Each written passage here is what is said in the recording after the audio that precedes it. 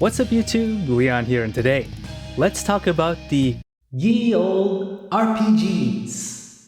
When you think about the classic RPG, you suddenly think back to Squaresoft, the SNES and PS1.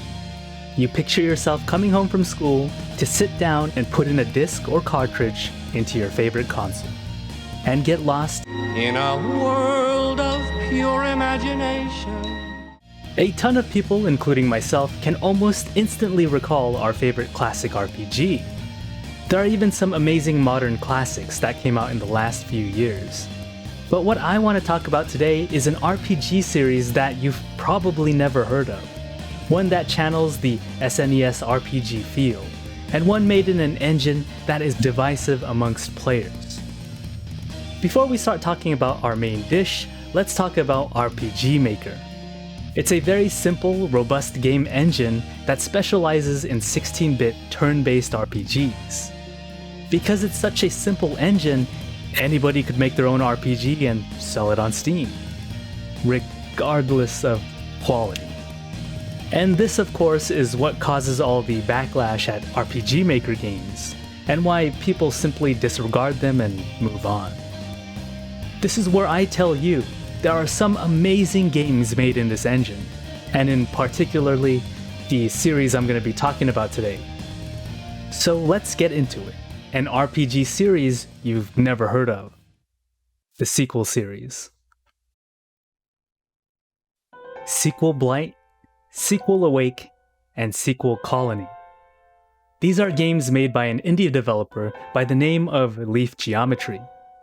Each game has their own unique story, but share the same world, following the same design as the Final Fantasy games. Let's start with the overall premise of the series. In each game you wake up in an unfamiliar place, and of course have amnesia. We're starting these tropes real early!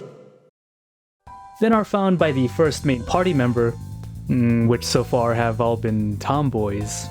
Dev's got some real, exquisite taste, by the way.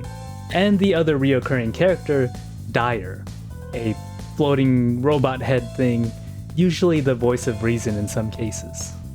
This is where each game info dumps how the world works, and why you're special. In the world of the sequel series, everything is run on mana, and just like any game, it's a scarce material. You can get mana in a number of different ways, like killing, but the only way to get tons of this stuff easy is from human males, which of course our main character is. This is where you go on a journey with your friends, exploring and finding mysterious secrets the world may hold. So at face value, this game is like 1,000 other RPGs, even the tropes down to a T. Outside of the basic premise, the sequel series' best strengths are the gameplay and writing. Let's jump into the gameplay.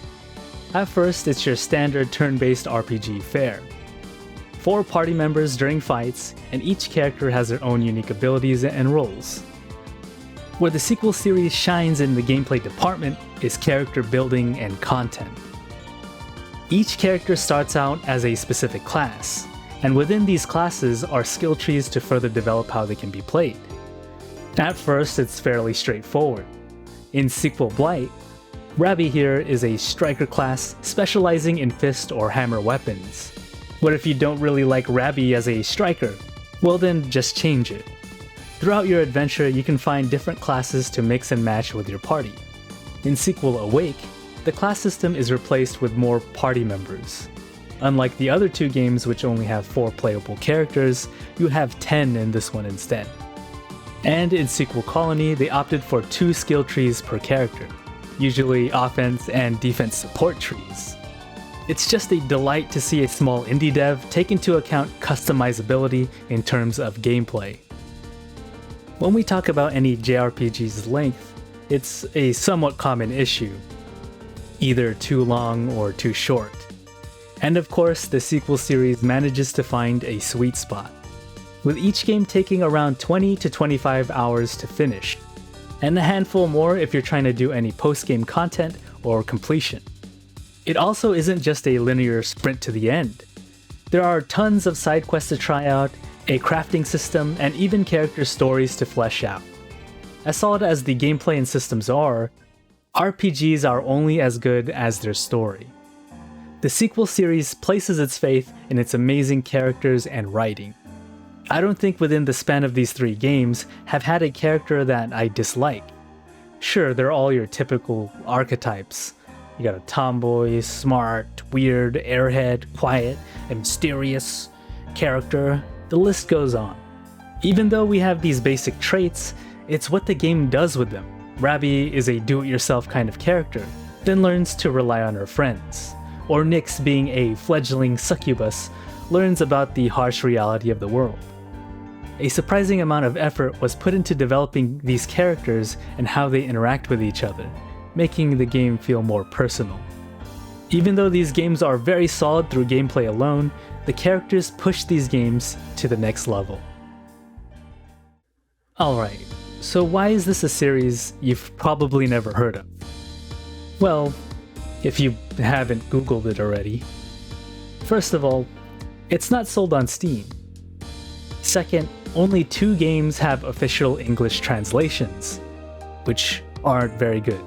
And third, these are adult games. What a twist! In all honesty, I did get these games with the idea of locking my door and doing things. I didn't expect anything outside of it being a very simplistic turn-based RPG with nice art. And I'm glad that I had the chance to play them. Played them until 8 in the morning. Being able to sleep that day, knowing that even though it was a game targeting a specific audience, it still was able to be more than just a throwaway experience. Not even just an okay or solid game, one that's filled with charm and personality that put AAA games to shame. And just like that famous quote, it's not what outside, but what's inside that counts. There are a total of 5 games in the series. I left out Asylum for it being a spin-off, but still great in its own right, and Sequel Colge, the newest one, which doesn't have an English patch at the time of this video. Just the fact that there are people willing to put in the work and make an English patch should tell you about how special this series can be. If you want to buy them yourself and play them with fan translations, I'll have links to them down in the description. This is Leon from Humans Play, and what RPGs do you guys feel are hidden gems? I hope you enjoyed the video. I'll talk to you guys in the next one. Peace, peace.